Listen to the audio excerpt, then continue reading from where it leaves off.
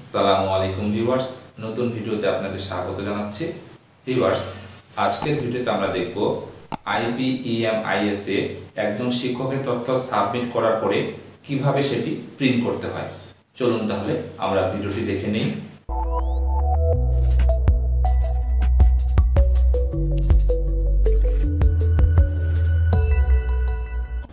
Viewers, লক্ষ্য করুন, আমি আমার শিক্ষক প্রোফাইলে সাইন ইন করেছি। এই যে দেখুন, এখানে আমার নাম এবং পদবি শো করছে।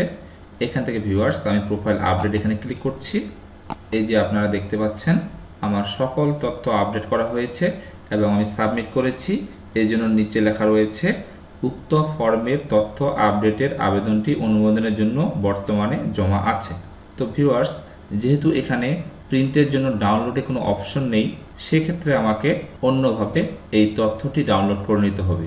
তো আপনার কম্পিউটার বা ল্যাপটপের সাথে প্রিন্টার কানেকশন দেওয়া থাক বা না থাক, আপনারা এই ইন্টারফেসটি আসার পরে Ctrl+P চাপবেন। আমি চাপছি, দেখুন Ctrl+P।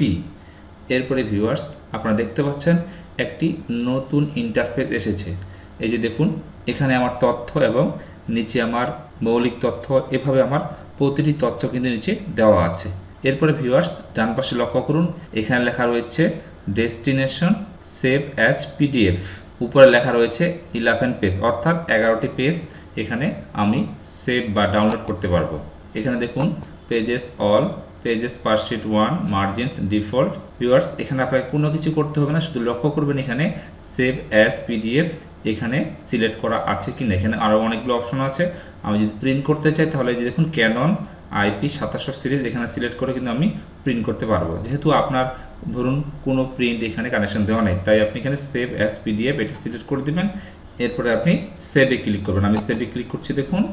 এরপরে এই ইন্টারফেস শো করবে। ভিউয়ার্স, আপনারা এখানে ফাইল নেম যা ইচ্ছা দিতে পারবেন। যদি না দেন তাহলে দেখুন এখানে অটোমেটিকটাও চলে আসবে। এরপর ভিউয়ার্স, এখানে আমি ডেস্কটপ সিলেক্ট করে দিচ্ছি। আমার ডেস্কটপে আমি এই ফাইলটি নিব। এই যে দেখুন, আমি ক্লিক করলাম। এরপরে ভিউয়ার্স লক্ষ্য করুন, আমাকে এখানে সেভে ক্লিক করতে হবে। আমি সেভে ক্লিক করছি। এবার ভিউয়ার্স, আমার উক্ত 11 পৃষ্ঠার এই যে তথ্যের ফাইলটি আমার কিন্তু সেভ হয়ে গেছে, অর্থাৎ ডাউনলোড হয়ে গেছে।